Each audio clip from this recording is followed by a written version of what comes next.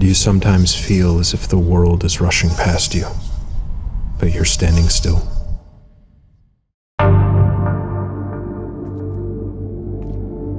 I find myself revisiting the horror of the late 1990s more often these days. Time has given me a new perspective, a better understanding of myself, my generation. I think if you put any slice of history under a microscope, details are bound to constellate themselves, but one thing I've noticed about the horror of that era is how profoundly apocalyptic it all felt. Not the grand unmaking of the world we've come to expect in depictions of Armageddon, but a quiet, absorbing emptiness that on some days could almost be mistaken for a kind of eerie comfort, like the myth of the siren that lulls you in with a beautiful song before dragging you down into those murky depths. But that quality wasn't there from the start. Horror in the early days of the 90s was going through a bit of an identity crisis. A few gems here and there, sure, but it was slim pickings for a long stretch. I wouldn't say the genre was dead, but it was undoubtedly rudderless, struggling to find purpose as it lazily churned out these worn and tattered franchise slashers one after the other, year after year. By 1995, we were already on our 7th Nightmare on Elm Street, Miss me? the 9th Friday the 13th, the 6th Halloween, and at a certain point they all just started to blur together. Then, in 1996, Wes Craven had come along and expertly dismantled that entire subgenre in what should have been the final nail in that moldy old coffin. Do you like scary movies? What's the point? They're all the same. And it would, of course, be resurrected not too long after, as slashers always are. But there was this brief window where it seemed like all that aggressive energy of the time, all that pent-up 90s angst that the period is so well known for, began to burn out. In the latter half of that decade is when horror started to become less interested in the physical indulgences of its genre. Works like Ring, The Blair Witch Project, and Silent Hill mostly fell away from the hack and slash and closer re-embraced horror in the Gothic tradition. The past's hold on the present, explorations of the decrepit and the decayed, abandoned towns, haunted woods, forgotten people, and of course that all-consuming melancholy that trails in the wake of aggression, primarily expressed through this recurrent idea of marching toward an inevitable doom.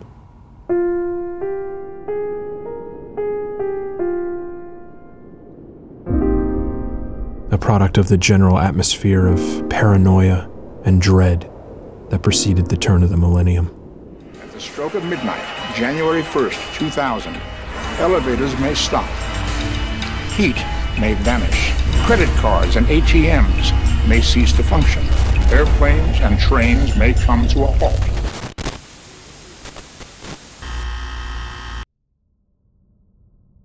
The final days of the 1990s were a time of uncertainty. Nearing the end of the century, we were staring into the unknown, with the internet becoming this ferocious and dominating presence in our daily lives. Social interactions were taking their first steps into the digital space, so virality takes on a new meaning, truth becomes harder to discern, bad news travels quicker. The world is changing faster than anyone can keep up with. And then comes rumblings of the apocalypse. Y2K is on the horizon. Some technological oversight is about to shatter our civilization, and all at once, we were standing on the precipice of annihilation. Times are scary. People are tense. And horror media had some tough competition with the world outside your window. This is not one of the summer movies where you can close your eyes during the scary parts.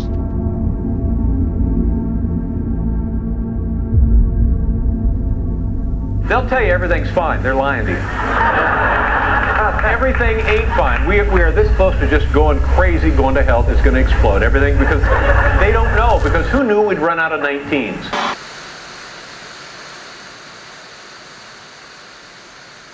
In those last few years, horror finally settled into its purpose as a somber but necessary reflection of the age. Through its confrontations between repressed histories at odds with the burgeoning technologies of the era, or through its omens of the analog, with radio static indicating danger, or a spectral warning through the telephone that has you counting down your days from 7 to 6 to 5 to 4.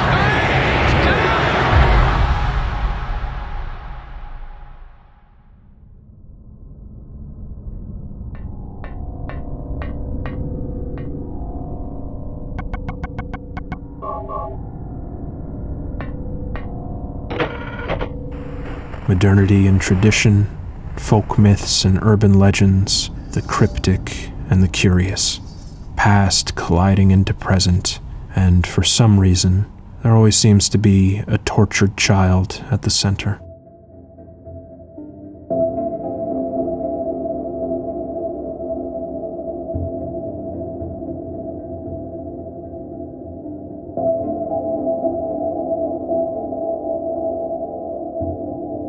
Now, if you'll humor me for a minute, I'd like to spill a little personal history. It'd be next to impossible to fully explore the horror of this particular period in time without getting at least a little personal. So I'd like to start by telling you what it's like growing up in a ghost town. This is where I'm from. A sad, desolate little hamlet cloistered away deep in the endless wood of the Appalachian Range. A place that was no place at all, with a population I could count on fingers and toes, and a neighborhood with twice as many houses as needed. Many of those homes half-burned and abandoned, but not always both. I have memories of childhood friends often smelling of smoke.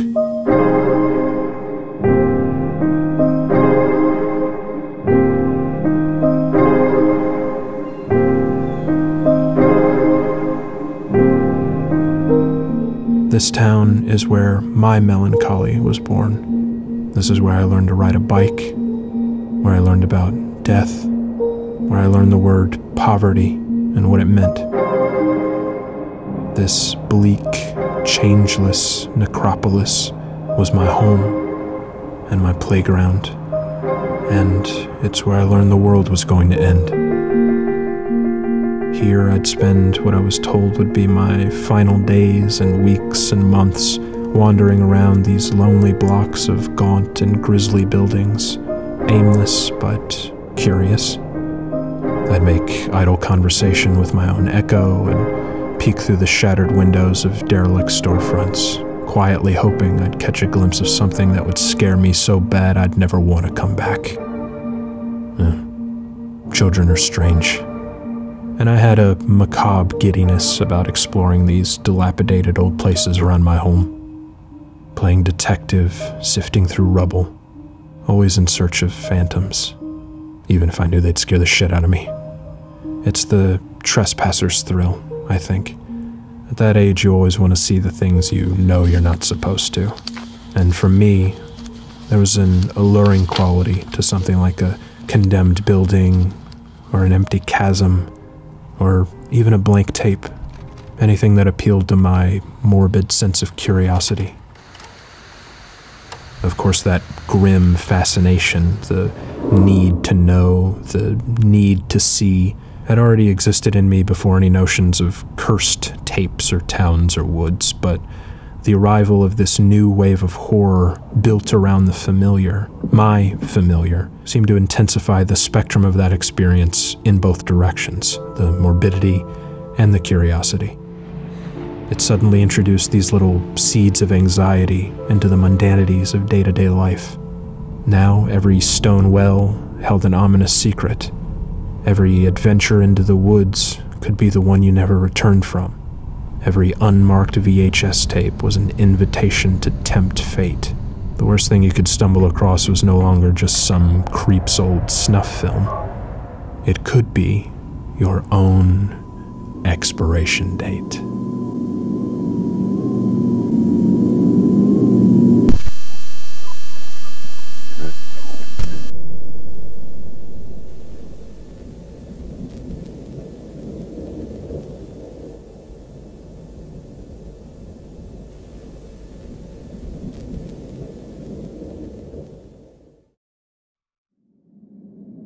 This era is so blurry for me, as it is for most people at Wager. And some days it feels like everything either happened all at once or not at all, and some days it feels like I'm still trapped there.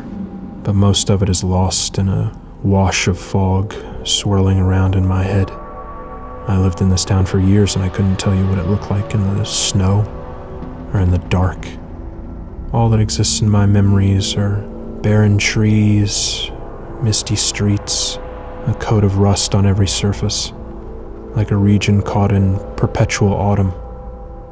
But what I remember most is the general sense of uneasiness.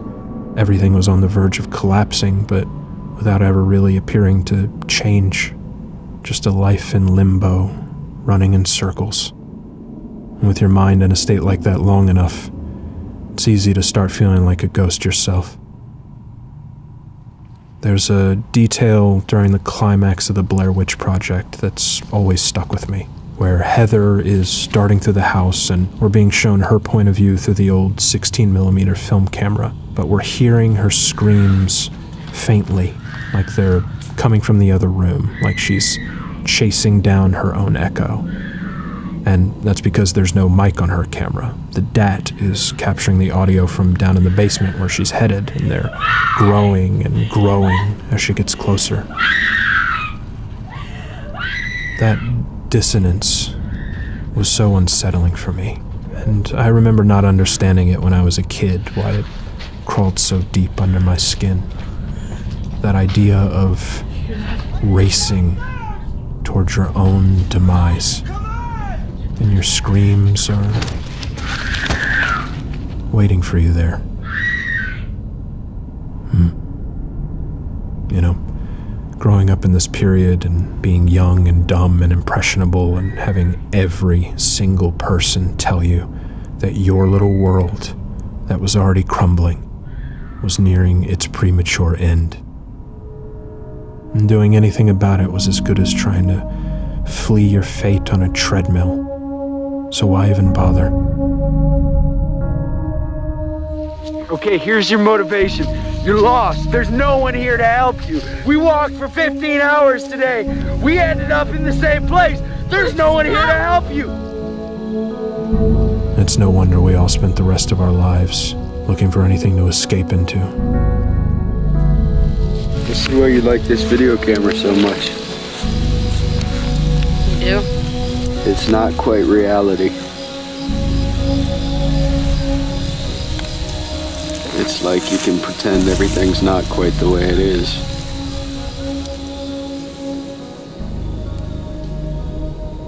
I know a lot of us from this era spent our childhoods pretending things weren't quite the way they were, getting lost in video games, videotapes, voices on the radio, staring at the static on the tube, half expecting something to crawl out and pull us in, take us away.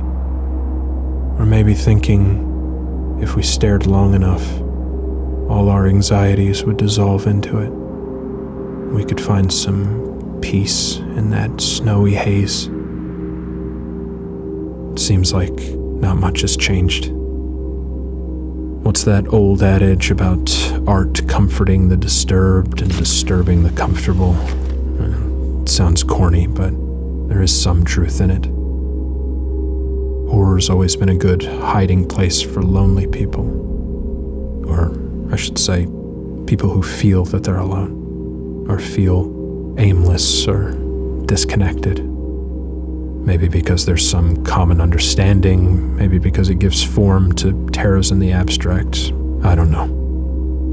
Though, I've never really thought of horror as a genre exclusively defined by fear. In fact, it's very effective at routing itself through all kinds of different emotions. Grief, regret, hopelessness, the empty nostalgia. I may have become callous to the scares over the years, but horror's taken a different shape for me in my adulthood. It doesn't instill fear so much as it frees me from it, offers refuge. Horror is a haven that I can now find wherever I need. In trees, in fog, in static. Anywhere to clear a turbid mind or become unraveled.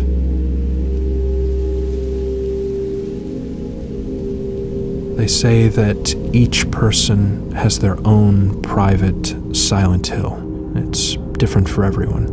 A personalized purgatory where, for good or ill, you arrive exactly when you need to, even if you feel you're not ready. There is no wall between here and there. It lies on the borders where reality and unreality intersect. It is a place both close and distant. I always think of the 1990s as being a decade away, a past within arm's reach, both close and distant. My brain can't seem to keep up with the times. Everything moves so quickly, and me so slowly. I do find it strange that the things that used to terrify me now bring me comfort, and the things I used to adore make me want the world to erupt into flame. I wish I knew why. I wish I could reach into my head and pull out a concrete answer as to why this particular flavor of horror is so warm for me now, just so I could see how it worked. But that's also a scary thought. I'm afraid if I look too closely, analyze, deconstruct, it might all slip away. I could lose it forever. Things just move so quickly. So, I'd prefer it stay a mystery to me for now. Keep myself swaddled in that comforting melancholia, the kind you can only find in the cover of teary rain or fog, or beneath the crumbling shade of deciduous trees. And I'll wear it like a heavy blanket when I need to. Shed it when the clouds break. I guess it's a cleansing ritual that keeps me cheery on the other days. And seems to be working out so far. Hair of the dog that bit me, I suppose.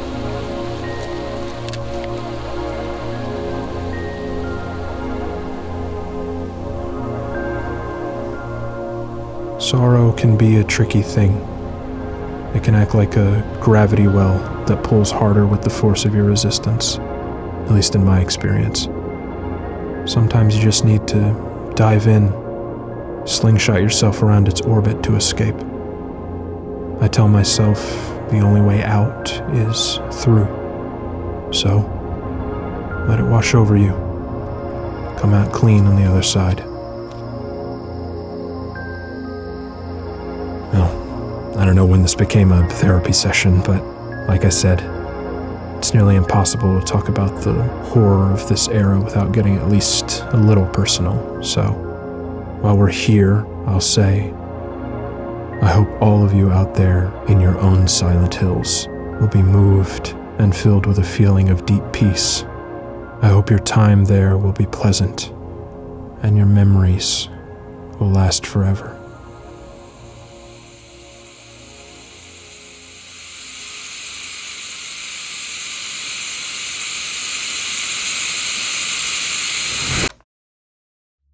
Thanks for sticking with me through this one.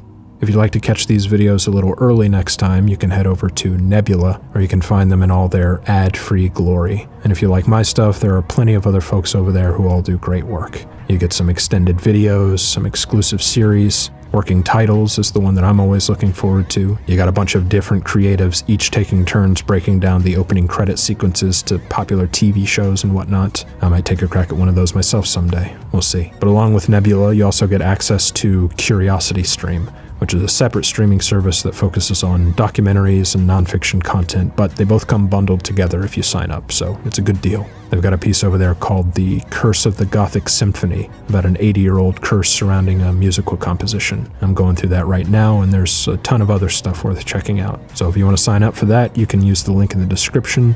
26% off both Nebula and Curiosity Stream for under $15. You'll be doing me a solid, helping out the channel, and you can also find some new folks to follow. There's plenty of stuff to love on both of those sites. So sign up at curiositystream.com/CaptainChristian. Thanks for watching, and I'll see you next time.